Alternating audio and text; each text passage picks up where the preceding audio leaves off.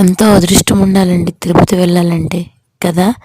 ఆ స్వామి అనుగ్రహం లేనిదే మనం వెళ్ళలేము. కాబట్టి మేమైతే తిరుపతి ఇంతకుముందు ఒక్కసారే వెళ్ళాను. కానీ ఇప్పుడు నేనైతే చిన్న తిరుపతికి అయితే వచ్చేసాను.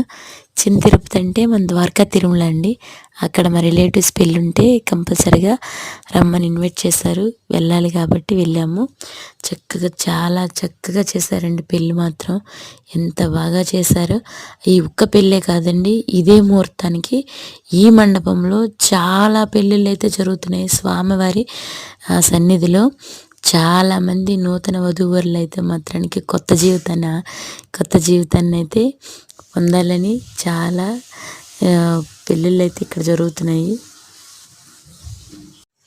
ఒక్కొక్కరిది ఒక్కొక్క ఆశ, ఒక్కొక్క కోరిక కదా. ఎన్నో కోరికలతో ఒక కొత్త జీవితాన్ని ప్రారంభించబోతున్న ఈ నూతన వధూవరుల్ని అందరూ మంచిగా ఉండాలని ఆశీర్వదించండి. అలాగే ఇక్కడ మనం పెద్ద తిరుపతి వెళ్తానని మొక్కుకొని చిన్న తిరుపతి వస్తే పర్వాలేదు, కానీ చిన్న తిరుపతిలో మొక్కుకొని వస్తామని పెద్ద తిరుపతి వెళ్తే మాత్రానికి ఈ స్వామి ఊరుకోరంట, చాలా కోపం అంట. ఈ విషయం నాకు కొంతమంది అయితే చెప్పారు. ఈ విషయం ఎంతమందికి తెలుసో ఖచ్చితంగా అయితే కామెంట్ అయితే చేయండి. అలాగే ఎంతమంది ద్వారకా తిరుమల వెళ్ళారో కంపల్సరీగా అయితే నాకు చెప్పండి.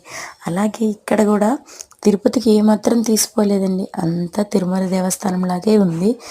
చాలా అంటే చాలా బాగుంది.